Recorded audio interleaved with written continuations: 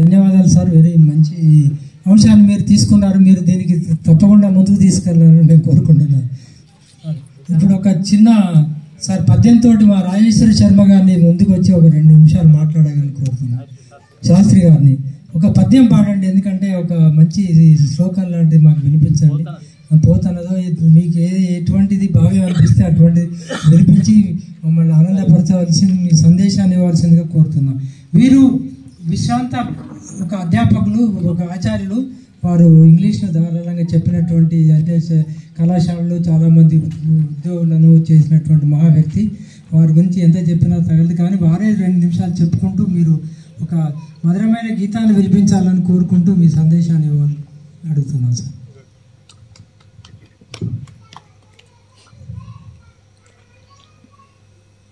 సరస్వతీ నమస్తుభ్యం వరదే కామరూపిణి విద్యారంభం కరిష్యామి సిద్ధిర్భవతు మే సదా. చిత్రం వటతరోర్మూలే వృద్ధా శిష్యా గురోర్యువః గురోస్తు మౌనం వ్యాఖ్యానం శిష్యాస్తు ఛిన్న సంశయా. జననీ జన్మభూమిశ్చ స్వర్గాదపి గరీయసి. ఈ వేదిక అలంకరించిన పెద్దలు, వేదిక ముందున్న పెద్దలందరికీ ఈ ప్రత్యేకమైనటువంటి ఒక మంచి కార్యక్రమంలో పాల్గొనే అవకాశం కలిగినందుకు నాకు బాగా ఆనందంగా ఉందని తెలియజేస్తున్నాను. ఆర్తి పరాంకుశం గారు, శ్రీ పోతన చైతన్య వేదిక గూడూరు క్రియాశీలక సభ్యులు, ఇంకా కమిటీ సభ్యులు అందరూ కూడా ఇతర గ్రామాలకు ఆదర్శవంతంగా ఉండే ఒక కార్యక్రమాన్ని నిర్వహిస్తున్నారు. ఇప్పుడు ఏం జరుగుతుందంటే జననీ జన్మభూమిశ్చ అని అన్నాం.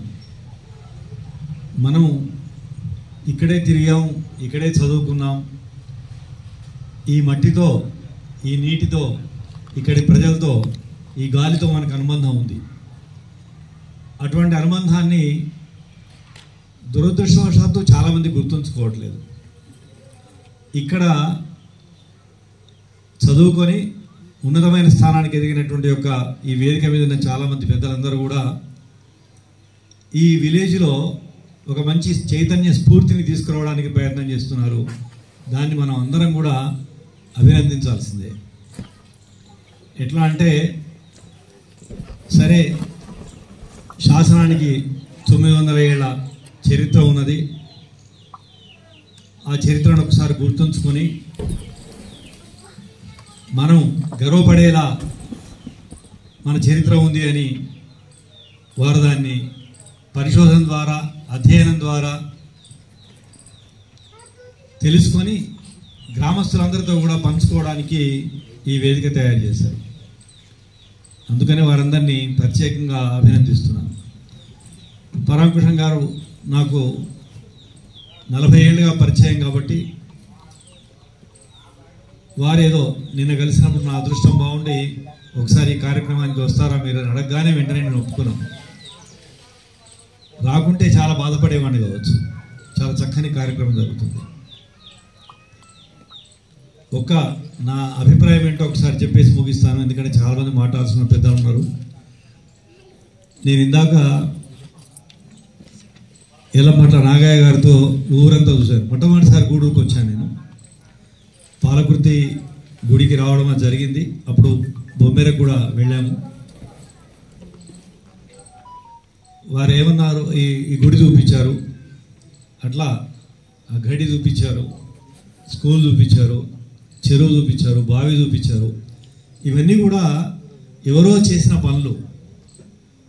గ్రామ అభ్యుదయం కోసం, గ్రామం యొక్క ప్రయోజనం కోసం, గ్రామంలో ఉండే ప్రజల యొక్క సంక్షేమం కోసం సద్బుద్ధి కలిగిన వాళ్ళు చేస్తుంటే పనులు. వాటిని ఇన్ని వందల సంవత్సరాల తర్వాత మళ్ళీ మనం గుర్తు చేసుకుంటున్నాం. దాని నుంచి మనం ఏం గ్రహించాలంటే, మనం కూడా మన తరంలో ఏదైనా ఈ గ్రామానికి సంక్షేమం కలిగి అభివృద్ధి కలిగేటువంటి దిశలో కొంత కృషి చేస్తే దాని తర్వాత మళ్ళీ ఒక 100-200 సంవత్సరాల తర్వాత 200 సంవత్సరాల తర్వాత ఇట్లానే ఆ తరం వాళ్ళతో కూర్చొని కూడా ఈ తరం వాళ్ళని అభినందించే అవకాశం ఉంటుంది. కాబట్టి ఏం చేసావు, జన్మ ధన్యం కావాలంటే, సార్థకం కావాలంటే ఏం చేయాలంటే, సంపాదించుకున్నాను, తిన్నాను, కాలం గడిపాను, ఎప్పుడో మృత్యు వస్తుంది, పోతాను, దాంతో ప్రయోజనం లేదు. చనిపోయినా బ్రతికుండేటువంటి పనులు చేయాలి. ఇప్పుడు ఈ గూడూరులో శ్రీ పోతన చైతన్య వేదిక చేస్తున్నటువంటి కార్యక్రమం అటువంటిది. ఇది కేవలం ఈ సభ్యుల వరకే పరిమితం అని అనుకోకుండా ముఖ్యంగా యువకులు ఎవరైతే ఉన్నారో దీన్ని ఒక స్ఫూర్తిగా తీసుకొని ఈ సంస్థను ఇంకా ముందుకు నడిపించి ఇంకా ఎన్నెన్నో కార్యక్రమాలు, ఈ గ్రామ అభివృద్ధికి దోహదపడే కార్యక్రమాలు, ఈ గ్రామంలో ఇప్పుడు వీళ్ళందరూ వచ్చారు, ఒక్కొక్క దగ్గర మన గ్రామం యొక్క కీర్తిని చాటుతున్నారు వాళ్ళు, మనకి ఎంత గర్వకారణం. అట్లా అందరినీ ఒకసారి గుర్తు చేసుకొని ఒక మంచి కార్యక్రమం ఇది. నేను ఒక సూచన చేస్తున్నా పోతన చైతన్య వేదిక వారికి, వీరందరూ ఇప్పుడు జీవితంలో చాలా సాధించారు. నేను అనుకుంటా అందరూ కూడా చాలా చిన్న స్థాయి నుంచి వాళ్ళంతా వాళ్ళుగా ఎదిగి పైకి వచ్చిన వాళ్ళు. పూర్వరంగంలో మనం చూసినట్లయితే బాగా మంచి నేపథ్యంలో ఉన్న వాళ్ళ సంఖ్య చాలా తక్కువ, మామూలు నేపథ్యం నుంచి ఎదిగిన వాళ్ళే ఎక్కువ.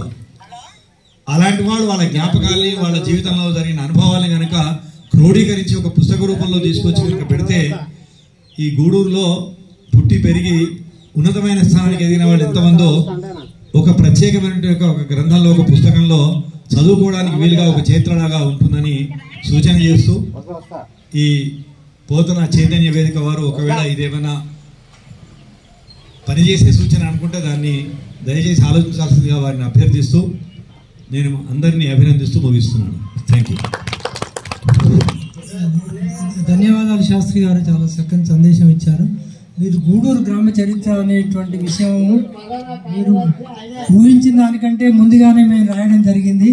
మన పాలడుగు రత్నాకరరావు గారు మిత్రుడు, మా ఈ చైతన్య వేదిక గారి ఒక సభ్యుడైనటువంటి వారు ఈరోజు రాలేదు. వారు ఒక పుస్తకాన్ని గత నెల రోజుల క్రితం, దాదాపు 2 నెలల క్రితం దాన్ని ఆవిష్కరించడం జరిగినది. మంచి సూచన చేశారు సార్. నెక్స్ట్